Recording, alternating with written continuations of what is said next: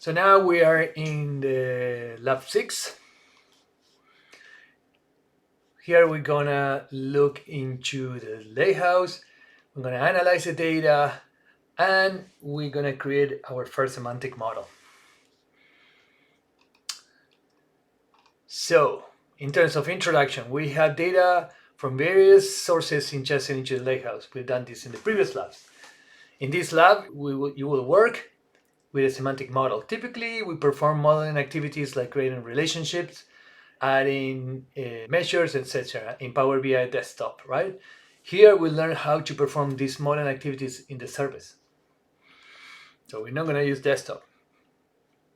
By the end of this lab, you will have learned using SQL View and SQL Analytics endpoints and how to create a semantic model. Let's start with the first task, query data using SQL. Let's navigate back to the workspace. I'm already there. If you have to go back, you just hit here and you are in the workspace. If you choose to minimize the task flow, they view the entire list of items. Remember, this was the task flow. Still, you see everything. We don't have that many elements. You will three key elements associated with the lakehouse: semantic model and SQL endpoint. We explore the lakehouse and created visual queries using SQL Analytics endpoints in earliest lab. Now, let's select the workspace and choose the SQL endpoint, which is this one. Also, we can access through, how do you go through here? If we had it open on the big up tabs. As we discussed many times before, there are multiple things you do the same thing. So we're there. If you like to explore the data before creating a data model, you can use SQL. There are two options to use SQL. Option one is a visual query. We use that for writing the views. If you remember, option two is writing T-SQL. This is a developer-friendly option. Let's explore it. And as an experienced T-SQL developer, I usually don't use the visual query. I use the SQL. So let's go and do that. Let's go there. And let's copy this. Probably let's analyze it. Oh, first let's run it. If you are a SQL developer, this is a very SQL script. We are using sales table as our driver, and we do a join to product and supplier. And we aggregate by supplier name, and we sum the we sum the units for supplier. So we don't even have product here. So it's us probably summing apples and oranges. But anyway, that's what the query does. Notice there's an option to save the query as a view. Yeah, save the query as a view. If you save that, it saves under my queries. I believe is it here. Yes, if you close schemas, okay, there you go. You can save them here. And yeah, this provides an option to rename the query and save it for future use. There's an option to view queries that are shared with you using the shared query folder. Shared queries. Excellent. This is excellent. And to be honest, I discover new things every time. It's one of the biggest challenges of being in Fabric on a service on mostly SaaS platforms is that you need to stay updated on top of it because there's always something going. And an environment as complex as Fabric, there's always something going on. And there are so many workloads that it's hard to keep track. So you have to keep your mind open and be humble that you don't need to know everything that is happening. So it's good that we have these labs and we can go and understand these things. So anyway, we executed and we looked at it. Now, what are the things we can do with this? We can visualize the results. Highlight the query. and visualize the result. Very simple, but let's talk about it. Like when you want to execute something, now we have one query, but sometimes you have multiple queries or subqueries, and we don't want to execute everything that's happening. So if you want to execute only a partial, you highlight and you hit run. This one is very obvious because we only have one, but anyways, so I wanted to say that. Let's continue with the lab. We do visualize and continue. What's happening? It creates a dialog that looks like, oh, that looks like Power BI. I know this.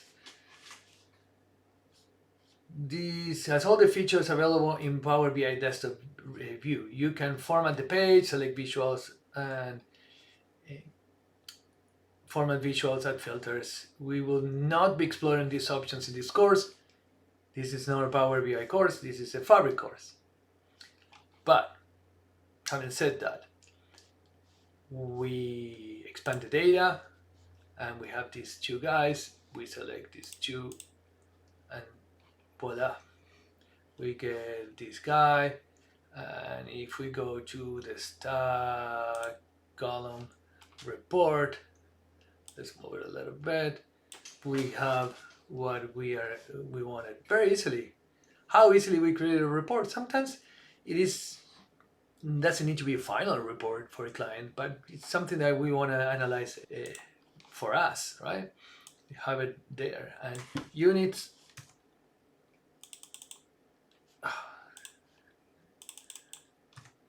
Units by supplier. And yes, this is it. You could save into another workspace. You can totally do across workspace. I want to keep it all in one place for this lab. And we did that. We renamed it units by supplier. Now, task 3. I'm going to create a semantic model. We don't want just a query. The other report was simple, very simple report with one query. But now if we want to have a true semantic model, we do something else. From the SQL Analytics point, right, we're here. It doesn't need to, at this point has nothing to do with this query. We select a new semantic model following the good naming conventions. We're going to call it SM, Fabric Analytic in a day. And let's see what it tells us. As a direct lake semantic model, we have the option to select a subset of tables. This is new. Storage mode. Oh. We have the workspace. It doesn't say anything about storage mode. This is very interesting. So we're going to leave it as a default. But let's explore it together. User compatibility, one lake security, more modeling features, and faster querying performance. That sounds very exciting. Why the default is on SQL. Use it when you need fallback to direct query or SQL-based security. Yes, I read about this. They are both great options. So this one is still direct lake. They're both direct lake. That means it goes to the Parquet files in the direct in the lakehouse. But if there's an issue, this mode can fall back and do a direct query to the SQL. If you're familiar with the options until now and before Fabric, you could do import mode, direct query, among other ones, but those are the most popular. So this is it combines direct lake and direct query. Let's see if the guide tells us about this, but at this point it's not even there. We had an option to select a subset of tables. Yes.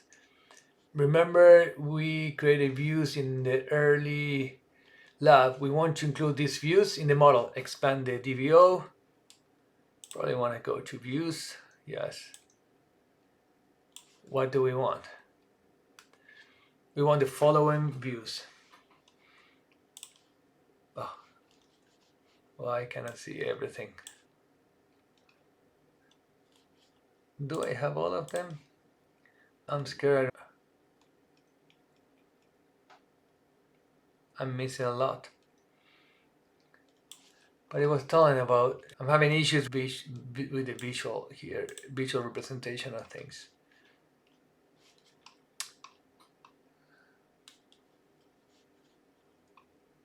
Oh. We have the option to select a subset of tables by default. Remember, we created views in the earlier tab. We want to include these views in the model. Expand the view schema. From here, you select all the tables and views on the lakehouse. Okay. Oh my God. Where are the tables? And you understand my pain, right? It's not like I'm awful at this. It's that probably, can I expand anything of this? No. So we're gonna select everything, confirm. Hopefully these are all the ones that we need. Oh no, we don't need everything. No! It happens to everyone. Just I didn't want to deal with that very little window.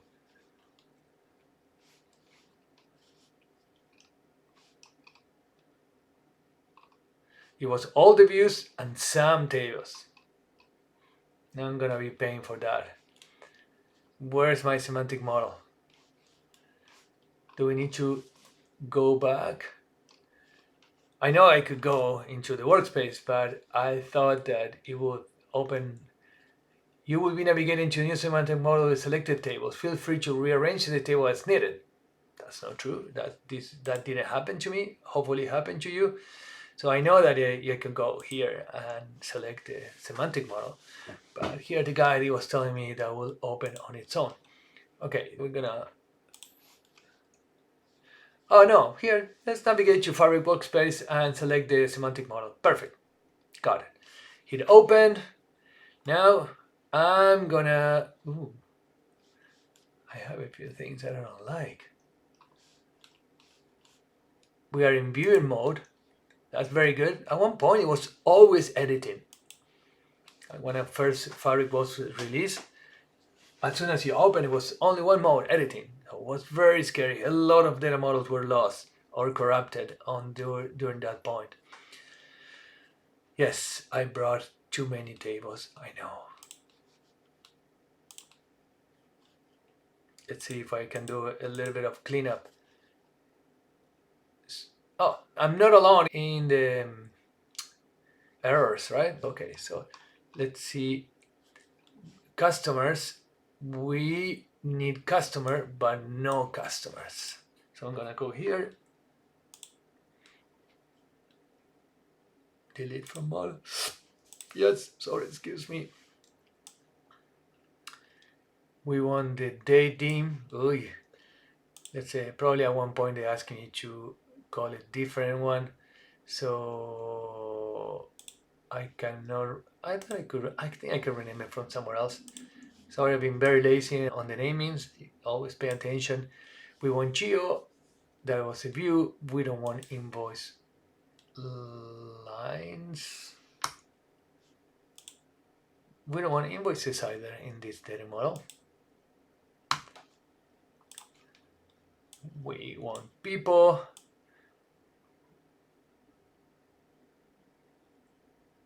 Which one was a view and which one product? Okay, we'll see if I screw up.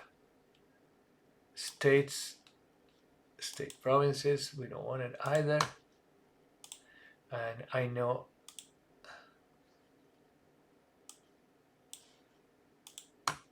I don't want these. I don't want these, I don't want these.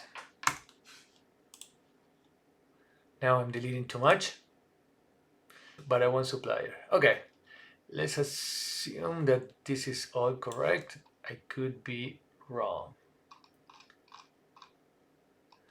Okay, let's go back. We should have,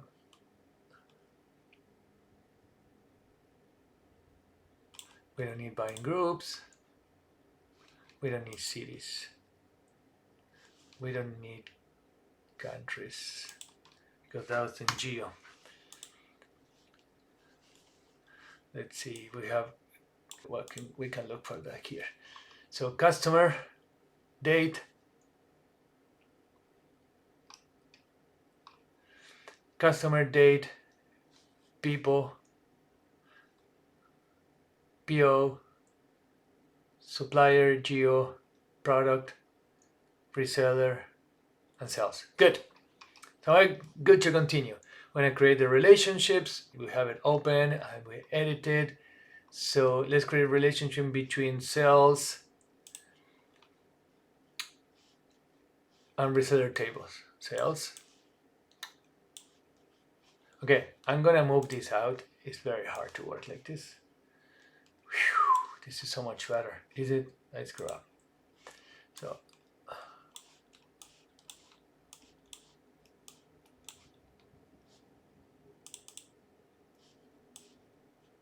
sales.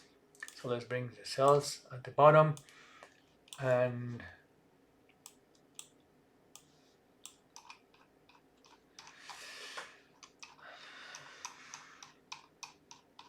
what do we say we're gonna relate it to? Sales and reseller tables. Sales and resellers. Where is resellers? Perfect. Okay. Sales and reseller table. Reseller ID.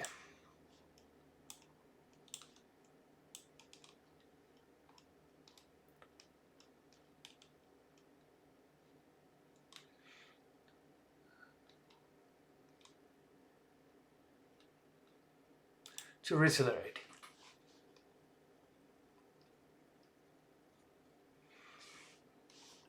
So that's great.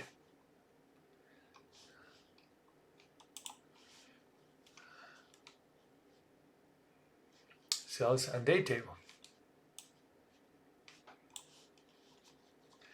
And invoice date.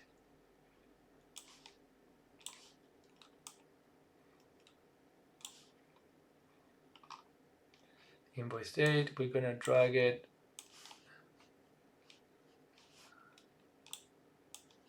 We're gonna drag it to, come on, be nice to me, to date.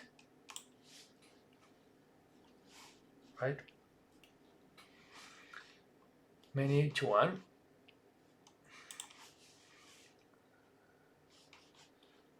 Always you should have your cross filter directions as single. If you have a bidirectional filter, you need to justify why you have it. Don't ever do that if you don't have a justification. Now, sales and product. Perfect. So we have let's look for product ID or stock. What will the stock item ID? Stock item ID. We're gonna go to product table. Stock item ID. Same relationship.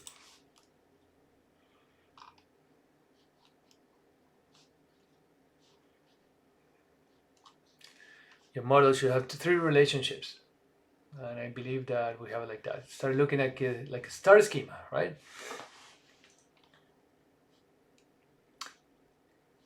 Yes, you can create all the rest, but we don't need to go through everything so we can keep the lab on time.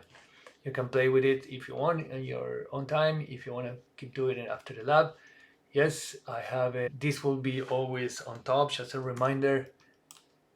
The time that you have available in your lab, I have a special, I have more time to practice for the lab. You'll have up to 12 hours. By now you have what, 8 hours left? Yes, we're gonna create a new measure and we're gonna do a typical sum sales amount. Perfect. In the properties, we're gonna the formatting. What do you want us to do? Select as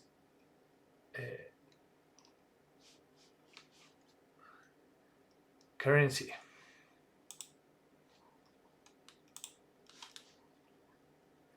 currency and decimals 0. Y is always an auto. Shouldn't we always with 0? Or 2 at least. We're gonna create another one, quantity. We're gonna call this units, this measure. And gonna make it a whole number, which is already is, and thousands decimal separator. Perfect.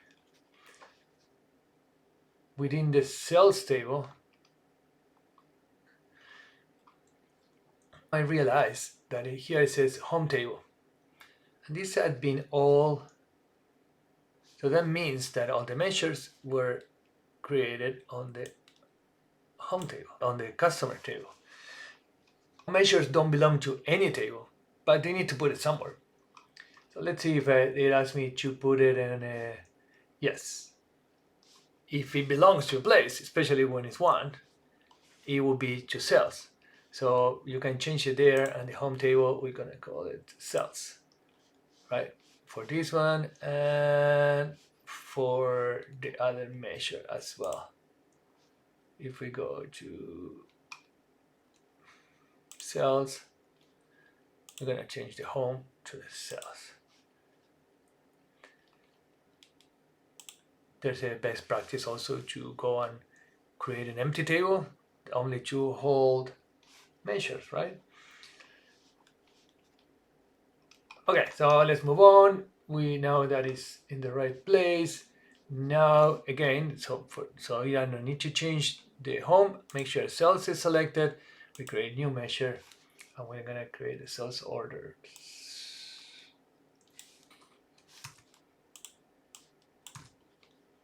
Perfect. And this time we're gonna also make sure it is whole number and it has 1,000 separators. The separator is on, perfect. And the data model on the top right. Where? Oh, here. We have all the measures. Yeah, perfect. That we just created. Yes, we have the 3. Exactly like that. And also we see it on their home table as measures. Perfect. Again, in the interest of time, we'll not be creating all the measures. If you have time in the lab and you're really fast, you can keep completing them, and they are at the optional section at the end of this lab. So now we'll create a report. Oh, this is the optional section. Let's skip that. If you have time, it's probably because you know how to do this. Let's go ahead and have fun. Create all the relationships missing. For this lab, we're gonna go skip them. Task 7, optional section, create measures. We're gonna skip 7 too. So we're done with this. Then we'll create a report probably in the next lab. We'll see. Thank you.